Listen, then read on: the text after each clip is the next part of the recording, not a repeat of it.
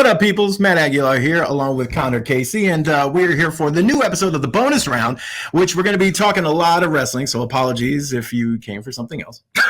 Too bad. Too bad. There's a lot to go over. We got a lot of gaming stuff to talk about with WWE 2K23, and then, of course, we have to talk about the Royal Rumble, which just happened, and I feel like it's safe to say I think it went over pretty well, but let's start with WWE 2K23. So I had the chance to go hands-on with the game. I only was able to go hands-on with War Games, regular singles matches, and the first two matches of the 2K showcase. Pretty restricted demo. Yeah, but I mean, you could play as much as you want, but it was only those modes. Sure. And there was only so many wrestlers to pick from, so right. all of the roster wasn't available. It's probably 10, maybe 12 superstars. So as you can see here, I mean, the War Games match was the one I spent the most time in. I did one that was men's and then women's, and then I kind of just had a free-for-all. I did learn a valuable lesson in that you have to make sure if you play 3v3, which is the one I did, and then I did one 4v4, but if you pick, there's a designated where they come in on the match. So you can pick that, where they come in. But if you pick the third, I wasn't paying attention. I was just picking people. Mm-hmm. So then I ended up picking the third spot on my team. Sure. So that meant the computer just played the entirety of the match. And once I realized that, I was oh, I'm stupid. So that is something to take note of. You got to pay attention a little bit of where you put people, but it handles it's the War Games match. They've done so much with it. There's still things they could do. I was bummed that there's no trash cans.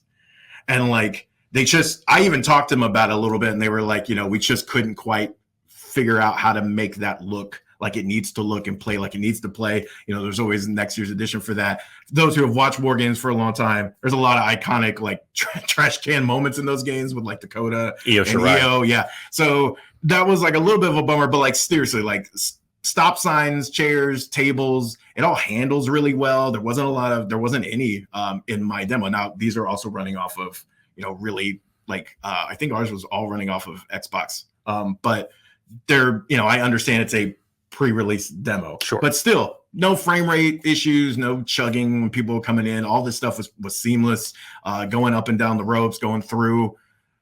It played really well. It's absolutely chaotic once you get everybody in there, but it's super fun. It just plays really, kind of reminded me a little bit of those old games we talk about all the time, No Mercy and things like that. That vibe of fun, that was the vibe. Not saying it plays exactly like those, but it was just super easy to get into. I feel that's going to be my GM was last year. That one's going to be the one that everyone's playing. Now, let me ask you this, because we have covered so much about this franchise, especially in the past couple of years, and the dip in quality for 2K20 and the bounce back with 2K22, it was palpable, and for various reasons. One of the developers leaving, Visual Concepts basically having to start from whatever scraps they already had to try and push out a game within that first quarter, and we got what we got with 2K20. And then you had not only an extra year to work on it, but you had the console jump with 2K22, and the difference was night and day.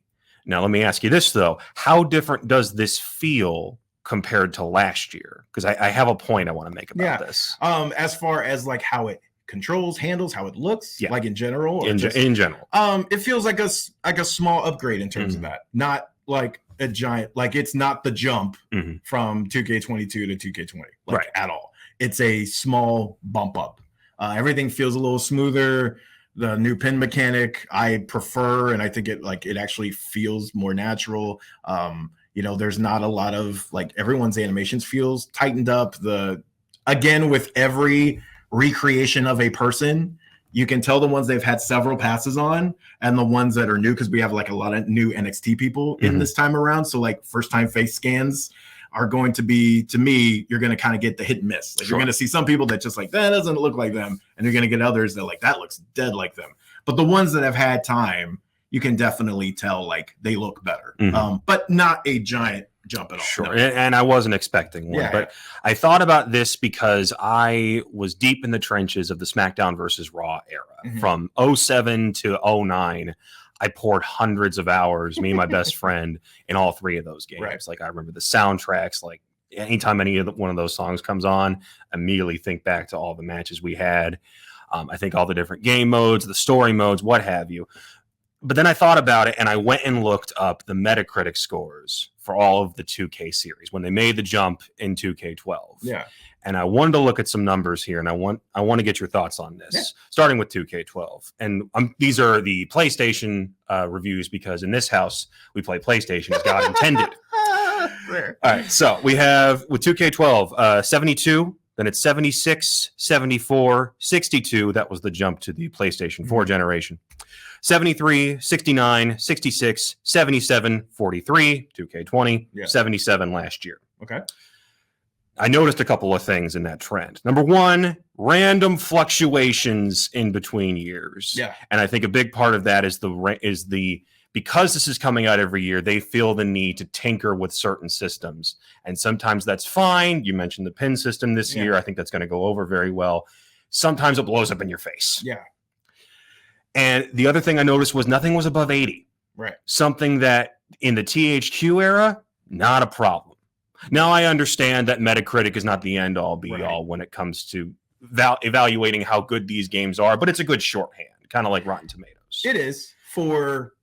I'll let you finish the point. So I think what this, and when I was watching your playthrough, I watched all the playthroughs when the embargo listed yesterday. Yeah. And the big thing I took away from it was it looks a lot like last year. Yeah. And I can't blame it, because same developer, same studio, same publisher, what have you.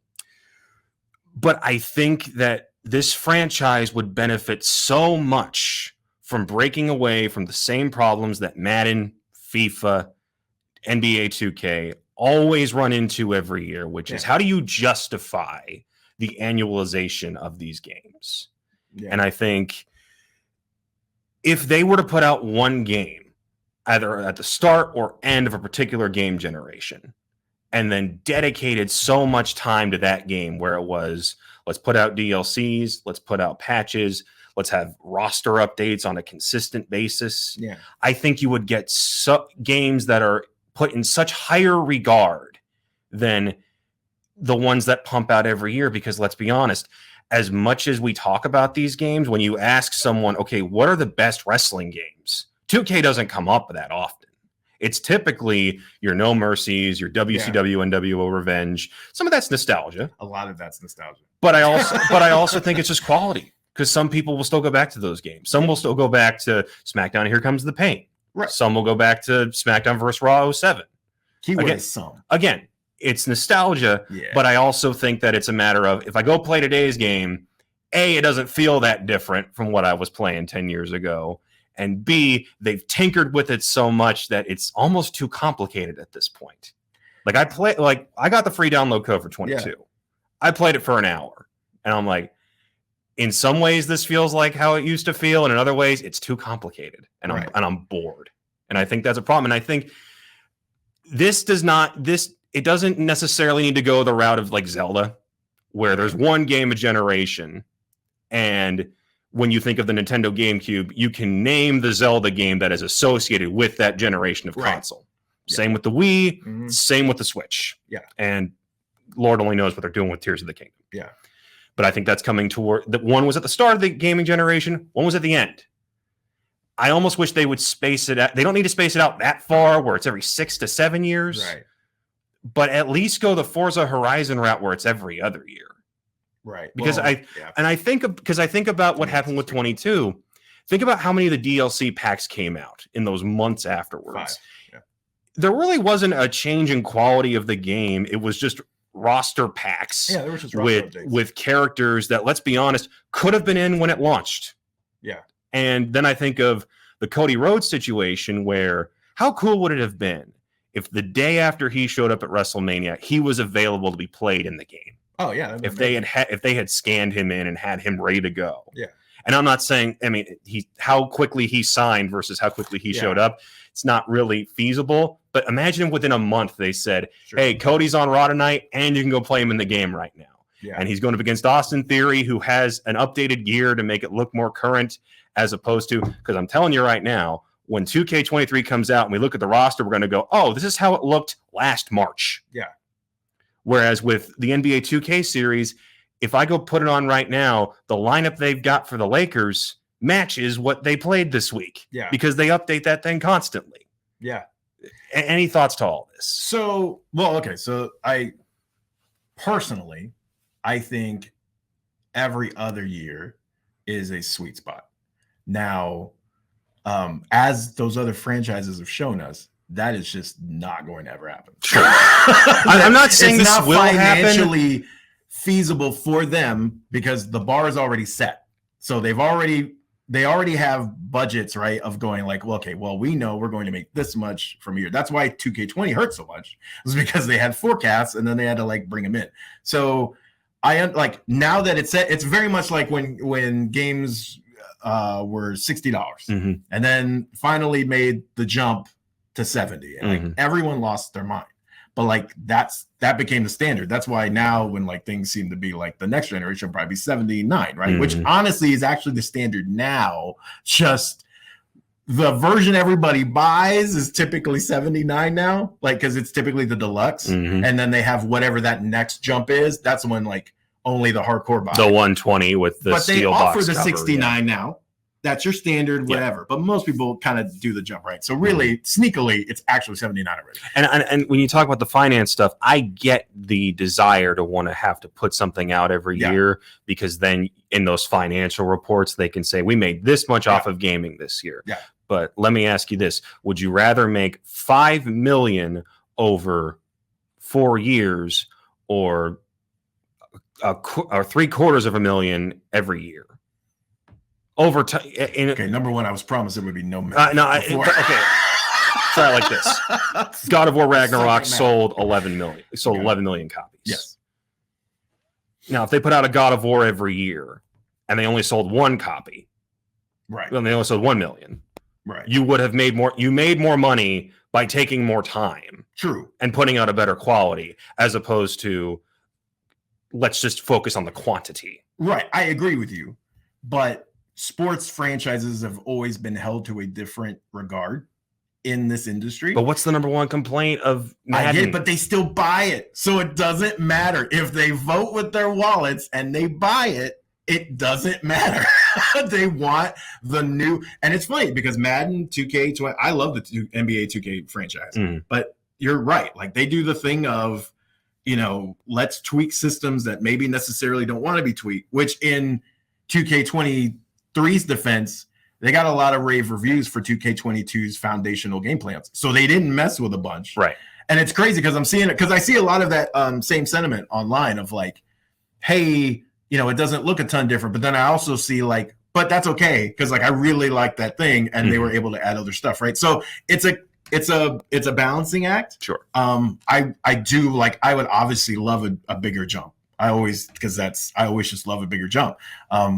But I also look at it and go, I understand it's like an unfortunate standard. I would personally, I think the every other year format for just about anything, like when we're talking like album releases from musicians, games, movies, sequels to movies, every other year I'm okay with, because it gives me just enough time to refresh. It gets you enough time to get the most out of the game.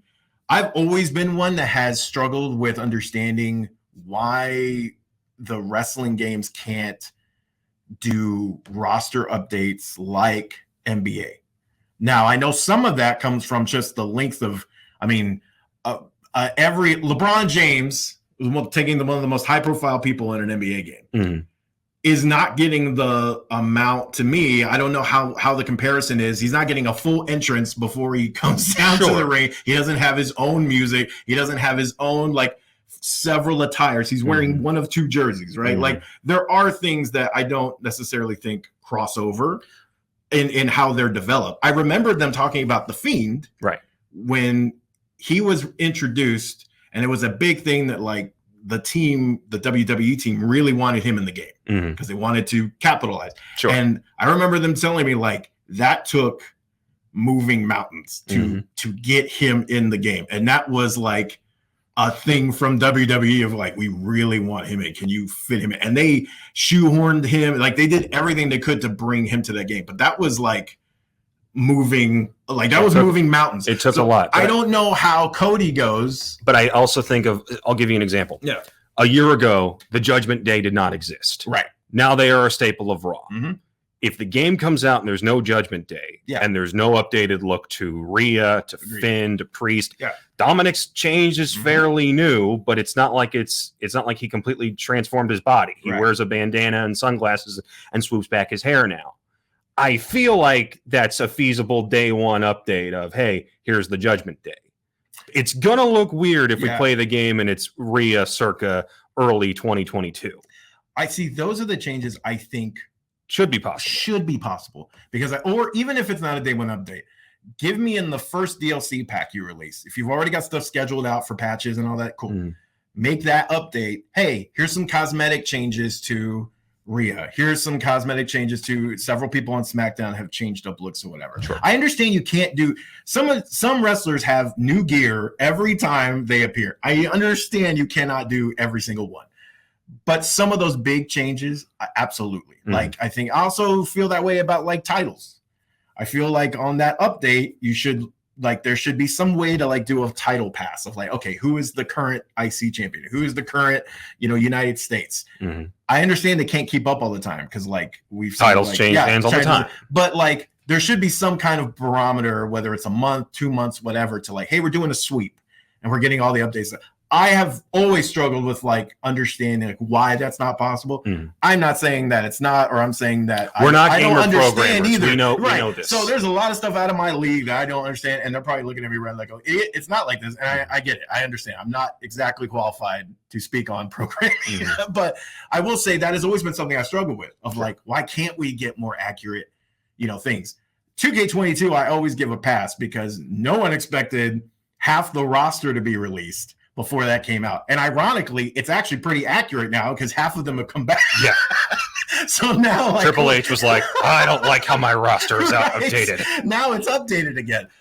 So yeah, I understand. I feel you. Sure. I think I don't think it's realistic anymore. I think it's that bar has passed us way. Sure. It's like passed over. So now that I've ranted about what should be, let me ask about what is, which is that showcase mode. Because we talked quite a bit before you went off to Texas. Yeah. And we were at like, okay, what does it actually mean to have to keep changing players, keep changing wrestlers in order to take on Cena? Yeah. And is he like on a super hard mode, like that one Undertaker WrestleMania mode you had a couple years ago? Yeah. Like, what was your sense of that? So it is actually you're essentially recreating all of his most famous losses.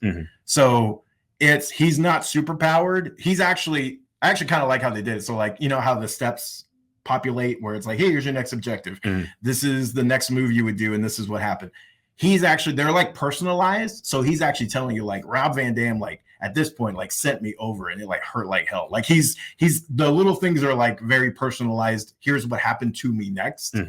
And even his introductions are very like, this was like one of the most surreal nights of my life. Like he's giving a thing of like, they hated me. Like it was because we're talking about like the ECW match between him. Right. So it's very much you are playing as his opponent and you're trying to beat him as you did in that moment. Same way with like the next one, Kurt Angle. He's walking you through. And then at the end, the bridge is kind of like, what I learned, kind of how that affected me throughout my career. And so that's all in his introductions. So he's not like superpowered. He's just like playing a normal guy. Sure. And you can, like the first time I played it, you can pin him early.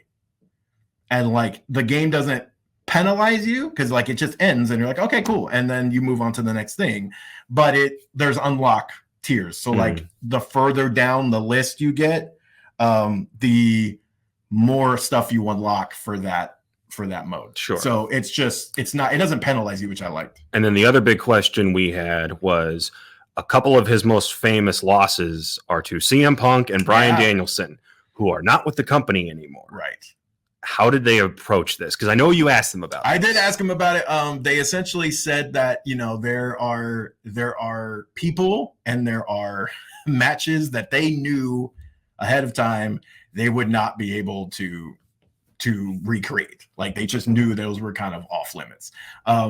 They try for things, but You know, in Punk's case, like there was no chance. Yeah. Now he didn't say. I mean, that you to could me, back but up I'm the saying- Brinks truck and be like, yeah, hey, like there was no chance. Danielson, there is. I feel like there's a slight chance. Like you might see that because like they didn't tell us who the rest of the showcase is. They were guarding that very closely. I think there's a chance you see him because he also left on very good terms. He established a very good relationship. Like I think there's a chance you see Daniel Bryan in that mode. CM Punk, no shot. You know, I was hoping. I know. So let's get to the other thing you did this weekend, which is the Royal Rumble. Yeah. And what a difference a year makes. Because I remember last year and how much we were complaining about how much those Rumbles sucked. Yeah. And the stories that came out in the months after where we're talking about, oh, it was chaos backstage. Shane was messing with the booking. Vince was obviously doing his good old last minute changes that he loves to do. But Vince, as much as we're terrified of him trying to take over creative again, he wasn't involved in this Rumble. I mean, however much he talks to Triple H. Yeah. You know, that's a given. But this was clearly Triple H's handiwork. His fingerprints were all over this. And it was little things and how you set up stories for guys like Seth Rollins and Logan Paul. You had guys like Gunther going well over an hour. Yeah. Like he's the new Iron Man. He beat Rey Mysterio's old record. I love that. And you had a winner where, yes, it was obvious. Yeah. But no one's complaining because it's the exact thing everybody wanted. What a novel idea. What'd you think? I agree with you. I think that what you touched on at the end that stuck out to me most was that both Rumble winners were the heavy favorites. And I think also they did a very smart thing and they addressed Sami Zayn right up front. And they said, like, he's not going to be in this. Yes, that was like my big warning of like, hey, you guys are walking into Royal Rumble 14 if you don't do this right. They did it like, hey, Roman's like, you stay with me, main event, cool. You don't have to worry about it. And the majority of people that at least I talked to wanted or thought, not even so wanted, but like thought Cody would be the best setup and wanted Rhea. And to know the ending of like it's probably going to be those two people and still at the end be like, oh man, like there's a chance it's not, I think is kudos to their storytelling throughout that entire match and the way it was handled and the people that were in the final group. That matters, right? Can't be someone you're like, they have no shot. Like it has to be credible people. And they also used it to build Gunther and other people, like they build stars. So I think they handled that really well. I left both while the shock and surprise wasn't there. And even the shock and surprise wasn't there throughout because like there wasn't a lot of like, oh, it's like, you know, Boogeyman. Oh, it's DDP or whatever. There was still, the storytelling was so good that like I left happy. I was satisfied. I am excited for what the winners allow for in terms of who the next matches are. I'm excited for Rhea Charlotte. That's going to be fantastic. And the storytelling possibilities is great. I think they made a mistake by going that route as opposed to Rhea versus Bianca. That's just a personal preference. Yeah. But, you know, sorry to cut you off, but I think as much as we love to think about the surprise entrances over the years of, hey, look who's back for a one-off in the Rumble, it's used at its best when it's actually trying to build towards WrestleMania. Right. Agreed. When you were able to take stories that happened at some point during the Rumble and carry that over to television in the weeks that follow and build to WrestleMania matches. So suddenly you've got a 3-month build and you were able to take one match and get like 5 stories out of it. Yeah. And I think what's so indicative of the idea that Triple H is behind all of the booking right now is that I can name you about 10 matches for WrestleMania right now. Yeah. Based purely on what we saw at the Rumble. Yeah. There's a couple of reports out there of what may or may not happen, but none of this feels like a stretch. So let me give you this card right now and tell me what you think. Roman versus Cody is being advertised, and we can talk about the whole Samminess of this in a minute. Charlotte versus Ripley, I think it should have been Charlotte. It should have been Charlotte versus whomever, and Rhea versus Bianca, because that's a feud that, for whatever reason, they have not crossed paths since NXT. And I felt like you were keeping them apart deliberately so that you could have this monster heel that's been built up over the past year in the Judgment Day and a woman who is effectively the John Cena of your division. She's going on a year as Raw Women's Champion right now and could be going for her 3rd consecutive show-stealing WrestleMania match. Yeah. I think we still might get that, because I think now that you look at that chamber and who's in the lineup, Asuka's got the Kana face paint now, and she's an evil murder clown, and it's fantastic.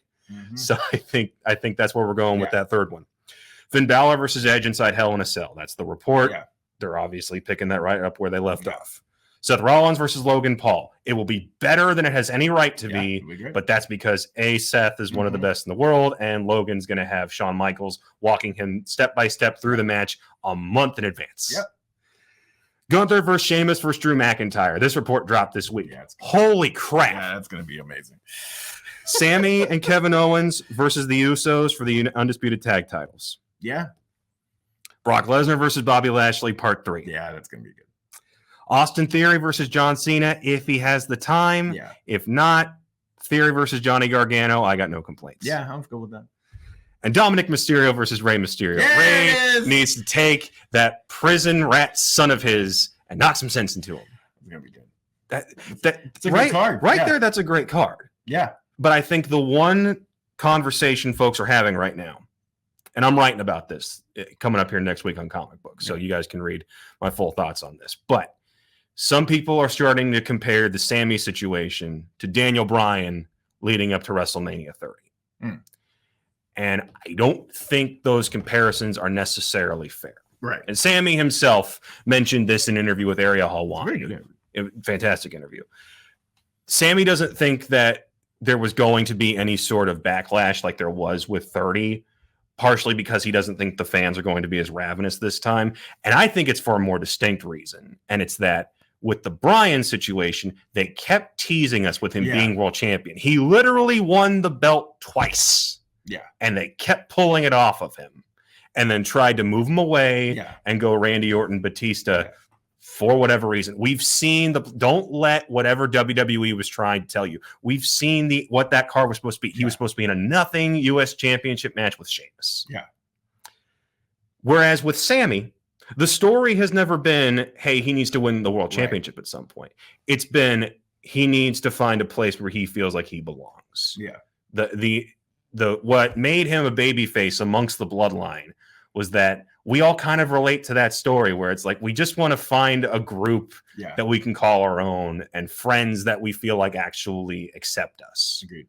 That's all he wanted out of this. It was never like, oh, I secretly want to be the tribal chief, and I secretly want to be world champion, and I think I could hold this belt, Roman. Don't you think I could? It was never that. It was, hey, I'm friends with Jimmy, but I'm not friends with Jay. And Paul kind of likes me, but he's going to betray me. And I'm actually going to win over Jay at some point, but Jimmy's going to turn on me. And Solo's over here being like, and Roman loves me, but it is obviously a tenuous relationship. And I think having him pivot from whatever they do at Elimination Chamber, which I do think is a one-on-one match. And I think the Montreal crowd is going to be behind him, but he's not going to win. Because I think Jay, after this little tease this past week, I think he is going to turn back, realign himself with Jimmy, and Sami and KO are going to reunite. And it's going to be the best friends going up against the brothers. And finally ending that historic tag title reign. And I don't think anybody's going to be like, man, Sami should be in the main event. He should be in a triple threat. It should be him. Screw Cody. No, people want Cody to win. And it's, I don't think what's happening with Sami is necessarily going to pull away from what they try to do with Cody. I agree. And I think that's the important distinction, is that with the WrestleMania 30, everyone and their mother wanted Bryan. I'm so stuck on Bryan Danielson because I called him Daniel at the press conference after he showed up at AEW, and he was like, Daniel, and I'm like, never again. Never making that mistake again. But what do you think? Am I way off on this, or are they making the right call with this direction? I think I think they're making the right call. I think they're very different situations, and I think you pointed out that it was never about the title with Bryan. It was always about the title, and that's why people got mad. And also, Vince just like to poke the bear and I'm not giving you that. And that's, to me, just rarely works out. Right. And here, I think they know what they're doing, and they've done it. They really haven't dropped the ball. And every time you think oh, this is getting whatever, they twist it.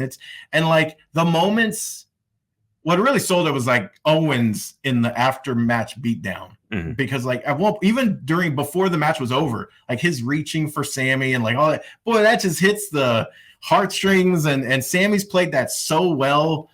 I just think that's the way to go. Let them be the tag title, like let them be the champs, let them dethrone the Usos. Sami's the one that puts the first dent in the Bloodline's reign over anything, right? Because that's been the big thing. They've held gold for so long, and you're the first one that really hits them and delivers that chink in the armor, right? Now you don't have 4 titles, right? You only have 2, and now Roman's in the crosshairs of Rhodes, right? So it adds even more pressure to that.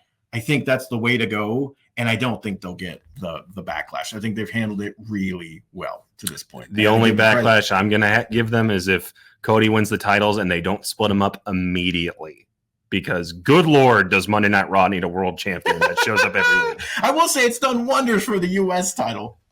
It's made it important. I got to give them credit for that. But yes, I agree. It's made it important simply on the basis that the guys like Seth and Bobby have nothing to wrestle for otherwise. So when they say it's the most prestigious title on Monday Night Raw, it is the only title on Monday Night Raw. That's fair. So give me a break on that. That's true. It is a situation that was forced out of necessity. But I will say they've done wonders, and they've actually used it to build up that title. That title feels like a big deal now. And whenever they get the titles back, I want them to continue to push that title as like, because now they've built it. So now keep it. What always happens is we get those titles and then they fall. If you need proof of that, look at the Intercontinental Championship. Yeah, exactly. Well, all the stuff with Roman is happening. Gunther's having a banner freaking year with the title. Yeah. And so many great matches have happened for that title. And you have thought they do a good job of like some, like he ain't winning. Also, but others are just Gunther, Cody, SummerSlam. Tell me you don't want to see that. That'd be a fantastic match. Yeah. Now I'm also on the I know we got to go, but I'm also one that says I am happy for the Charlotte thing, because Bianca and Rhea don't need titles. They do not need titles to go at each other.